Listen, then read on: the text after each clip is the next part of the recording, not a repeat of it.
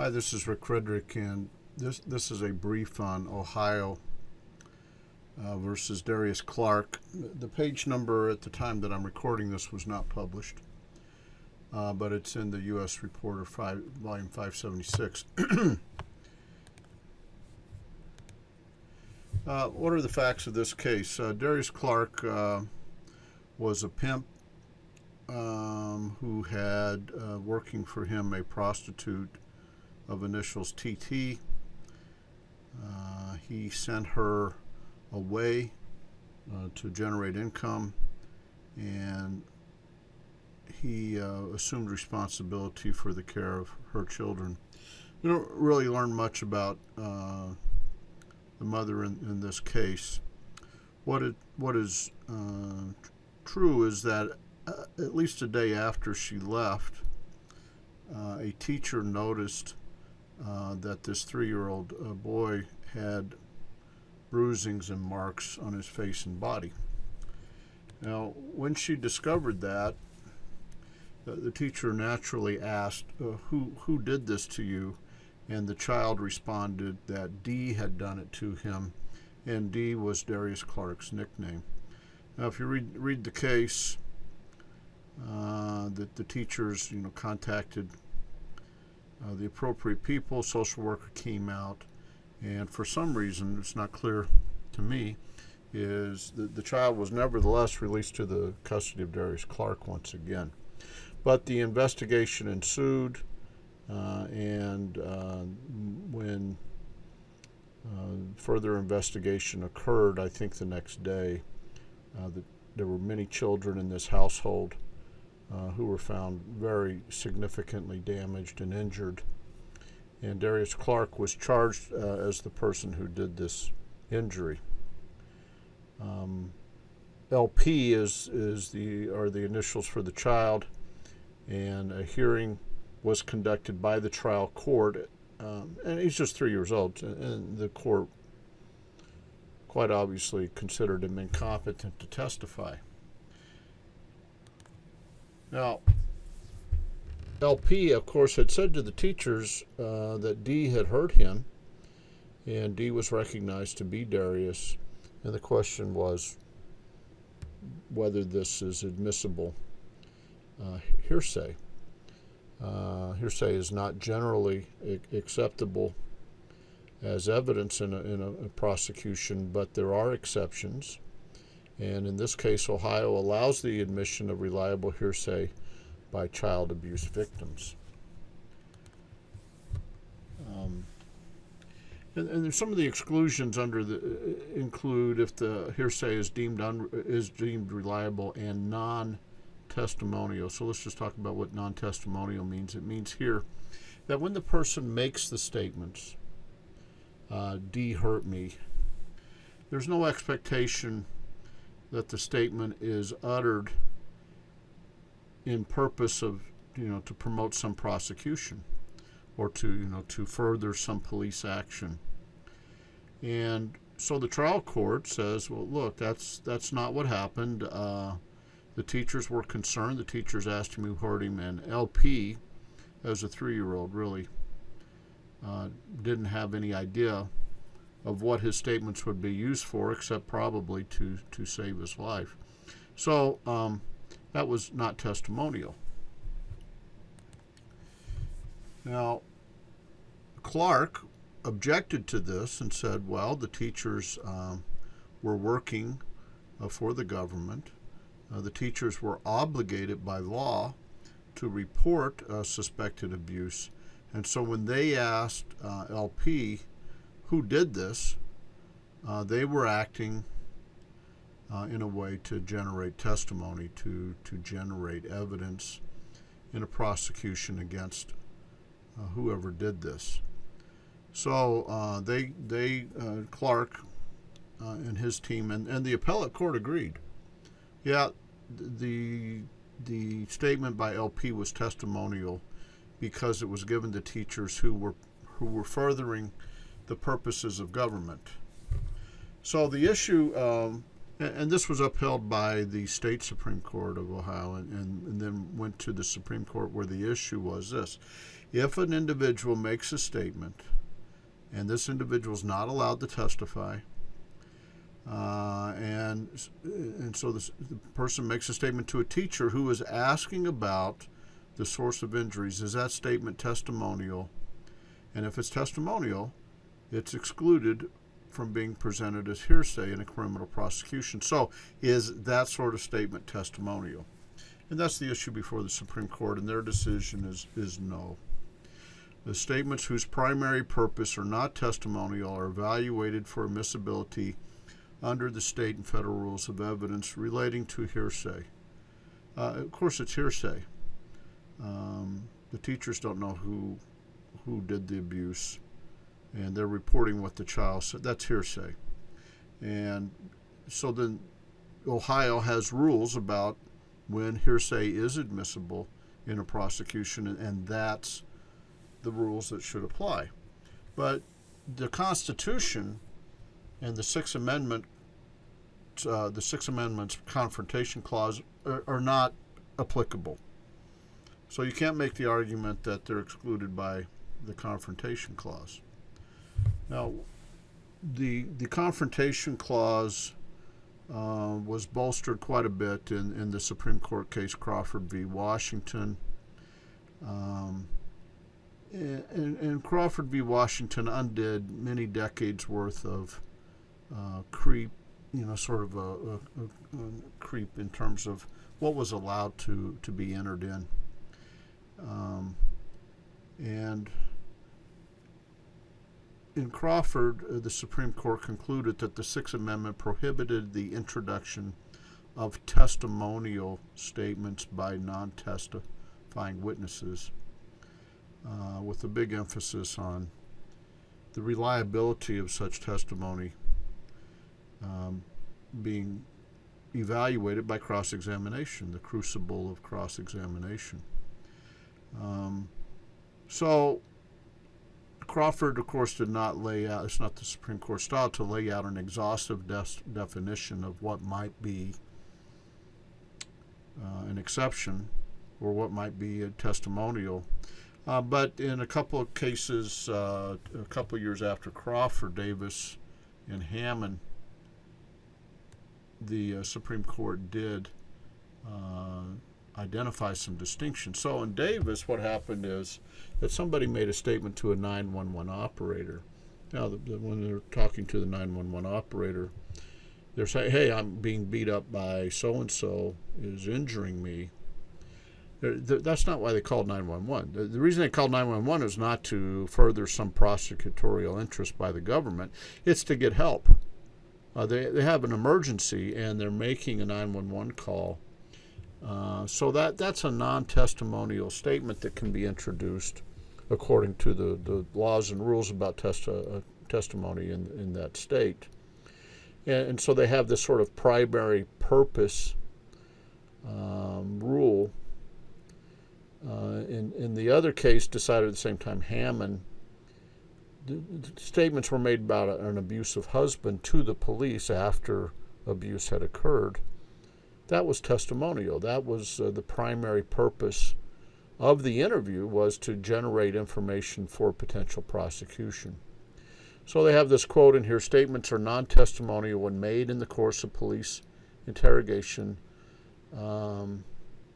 under circumstances objectively indicating that the primary purpose of the interrogation is to enable police assistance to meet an ongoing emergency.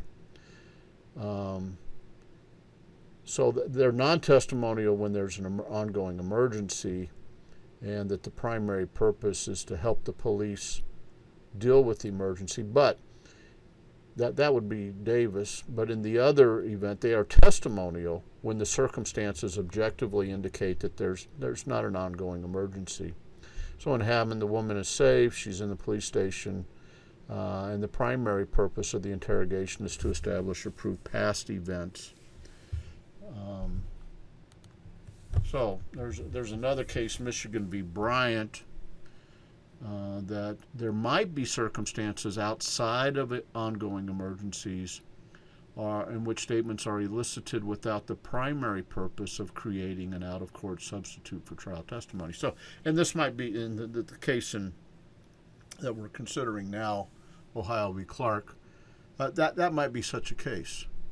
Some statements made to individuals who are not law enforcement officers could, on the other hand, conceivably raise confrontation concerns. And it's obvious that statements to teachers are much less likely to be testimonial than statements to law enforcement officers. In this case, LP was in an ongoing emergency.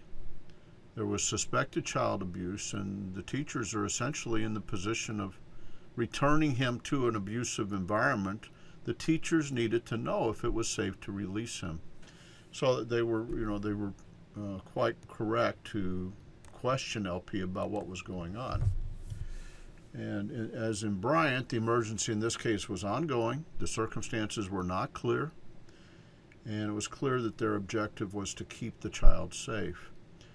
Importantly, the conversation was informal, spontaneously generated by the circumstances. They noticed who's doing this to you. Okay, so there's nothing like a station house and police interrogation. And importantly here, statements by very young children will rarely, if ever, implicate the confrontation clause. What age really will children understand the details of criminal justice such that they say, the reason I'm telling you this is so that you can prosecute somebody. Preschool children do not likely fall in that category. So the teachers did what they were supposed to do, and they did what they were supposed to do without regard to what the law said. They're good teachers. Okay, their goal was to protect the child. Doesn't matter if there's a mandatory reporting statute. There is, but that can't make the teachers government agents. This is what any prudent individual, caring individual would have done. And they're not law enforcement, they're trying to protect the child. Okay, so this was a unanimous decision, a complete rejection of the Ohio Supreme Court's theory. Of course, the Ohio Supreme Court was a pretty close case. I think it was 4-3. But it was a rejection of their construction, rejection of the appellate courts, a rejection of Clark's construction of this case. And, what happened in this case, a 9-0 vote, but also Scalia and Ginsburg, Justices Scalia and Ginsburg, added their own concurring opinion. They agreed with the ruling, but that's about it. They were very unhappy with some of the things said by the other justices, but it's important to know here that Scalia wrote the Crawford decision and very, very adamant that the Supreme Court had it wrong for a very long time. As somebody who looked at the original meaning of the Constitution, this quote makes a lot of sense. Crawford sought to bring our application of the Confrontation Clause back to its original meaning, which was to exclude unconfronted statements made by witnesses. Okay, so now this is the important distinction here for Scalia, is that unconfronted statements made by witnesses, and the child here, LP, could not possibly be a witness. Can't be a witness, he's too young. Okay, so he can't utter any testimonial statements because he has no concept of the criminal justice system. And Crawford really doesn't apply, okay, in that sense. Crawford is about protecting unconfronted statements by witnesses.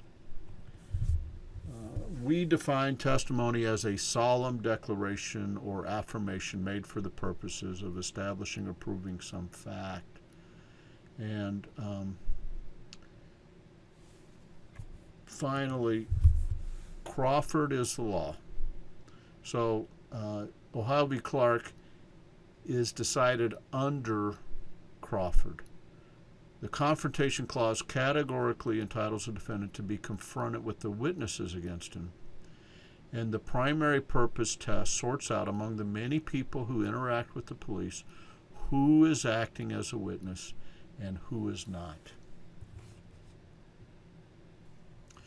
Hi, this is Rick Frederick. I'm just reviewing a paper by John Myers in Psychology, Public Policy, and Law. The paper is a review of the Ohio v. Darius Clark decision by the U.S. Supreme Court. Very nice paper, a thorough review of the issues involved. I strongly recommend reading the paper several times and capturing the ideas involved in this case. What you'll find in the paper are the facts of the case. There's a very nice discussion about hearsay in general, and then some hearsay exceptions in child abuse litigation. He very effectively describes in detail all of these exceptions. In getting to a review of the decision by the Supreme Court, Professor Myers reviews Crawford v. Washington, a 2004 Supreme Court case that essentially strongly limited the use of hearsay evidence based on the Confrontation Clause of the Sixth Amendment. And in Crawford, you will find the Supreme Court's construction of testimonial versus non-testimonial utterances. That's the essential question in Ohio versus Clark, which is, in this case, teachers reported or teachers investigated by asking LP, a 3-year-old boy, how he had gotten bruised and beaten up. And his response to them was used as evidence in the prosecution of Darius Clark. Darius Clark protested this hearsay evidence being included in his prosecution because he argued that it was testimonial, meaning that the teachers, as agents of the state who were mandatory reporters, were collecting evidence. Therefore, the statement by the child should not have been admitted because it was testimonial. The Ohio Supreme Court agreed with this argument, and his position was that his conviction should be overturned. But this was the issue before the Supreme Court.